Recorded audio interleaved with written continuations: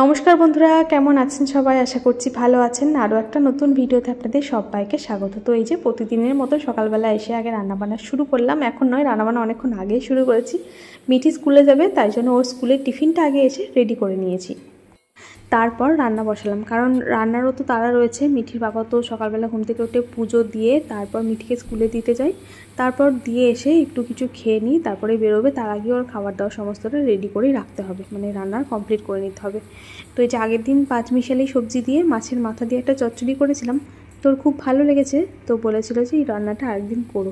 পেঁয়াজটা ভেজে নিয়ে তারপর রসুনটা একটু থেতো করে দিলাম, বেটে দিলাম না, থেতো করে দিলে টেস্টটা বেশি ভালো হয়। আর এই যে দেখুন, ওর কিন্তু পুজো দেওয়া হয়ে গেল।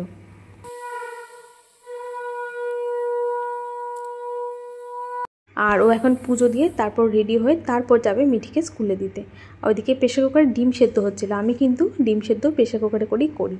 চলুন, এখন ঠান্ডা হয়ে গেছে মিঠি খাবারগুলো, এখন ওর টিফিনটা গুছিয়ে দিই। টিফিনে আজকে লুচি আর আলু ভাজা দিচ্ছি, আর একদিকে রান্নার খুন্তি নাড়ছি, একদিকে ওর টিফিন গোছাচ্ছি। সকালবেলাটা এরকমই হয়।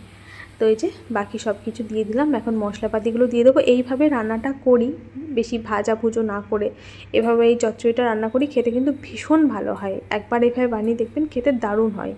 তো এই যে সব মশলাপাতি দিয়ে দিলাম। এখন এই ঢাকনা দিয়ে ঢেকে ঢেকে আঁচ কমিয়ে কমিয়ে শুধু এটাকে রান্না করতে হবে। লঙ্কাটা কুচিয়ে দিলাম, আর শিল পাতলাম না। লঙ্কা বাটার জন্য আদা বাটাই ছিল, তো লঙ্কার কাঁচা লঙ্কাটা একটু কুচিয়ে দিলাম। তো এখন ঢাকনা দিয়ে ঢেকে ঢেকে একটু সময় নিয়ে রান্নাগুলোকে করতে হবে, একটু মজিয়ে মজিয়ে করতে হবে। ঢাকনা দিয়ে ঢেকে কম আছে একটু পর নাড়াচাড়া করে করে রান্না করে নিচ্ছি। সবজিগুলো কিন্তু সুন্দরভাবে সেদ্ধ হয়ে যাবে। আর পুঁই শাকটা একটু ভাপিয়ে জলটা ফেলে দিয়েছিলাম। তো এতক্ষণে কিন্তু মিঠি স্কুলে বেরিয়ে গেছে, ওদের বাবা স্কুলে দিতে গেছে। আমারও রান্নাটা প্রায় শেষের দিকে। এখন এই যে লাস্টে একটুখানি এলাচ থেতো করে দিয়ে এটাকে দিয়ে এখন নামিয়ে নেব। আর ওর বাবা আসার আগে চলুন ওর খাবারগুলোকে গুছিয়ে নিই। রান্নাটা তো হয়ে গেছে, এখন নামিয়ে নিই। আর ভাত তো সকালবেলা হয়ে গেছে, ভাত আমি টিফিন বক্সে বেড়ে দিয়েছি। এখন তো আর সকালবেলা ভাত খেয়ে যায় না, এখন সকালবেলা একটু ডিম সেদ্ধ, শশা, ওই সমস্ত কিছু খেয়ে যায়। আর তো চলুন ওর খাবারগুলো আগে রেডি করে দিয়েছে। শশা কেটে দেবো, গাজর কেটে দেবো, আর আম আর ডিম সেদ্ধ, ব্যাস এগুলোই খেয়ে যাবে। আর ভাতটা দুপুরে নিয়ে যাবে। আর মিঠি তো মাছ খায় না। মাছের মাথা দিয়ে তরকারিটা যখন রান্না করছিলাম, যেই মাছের মাথাটা দিলাম সেই ওই রান্নাঘরে এলো, কি করছি আমি, কি রান্না করছি দেখতে। তো ব্যাস দেখলো, মাছের মাথা দিয়েছো, আমি কিন্তু খাবো না। আমরা ঠিক আছে, তোর জন্য কুমড়ো একটু আছে, সেদ্ধ করে দেবো। তো সেদ্ধ কি খাবে নাকি?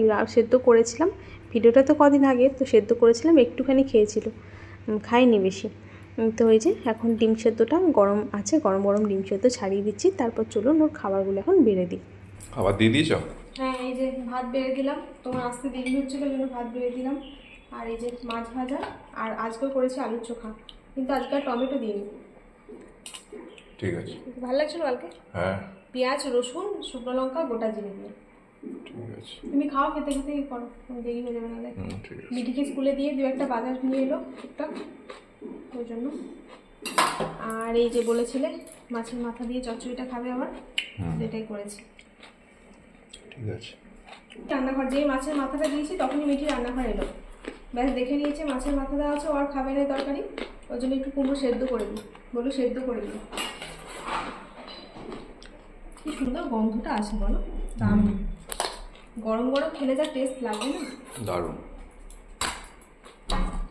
চলো, তো এইগুলো রান্নাবান্না একটু ঠান্ডা হোক, তুমি খাবারটা খাও, তো গুছিয়ে দিচ্ছি। ঠিক আছে, ঠিক আছে। চলুন বন্ধুরা, এখন টাটা, সবাই ভালো থাকুন, আর পরে দেখা হবে।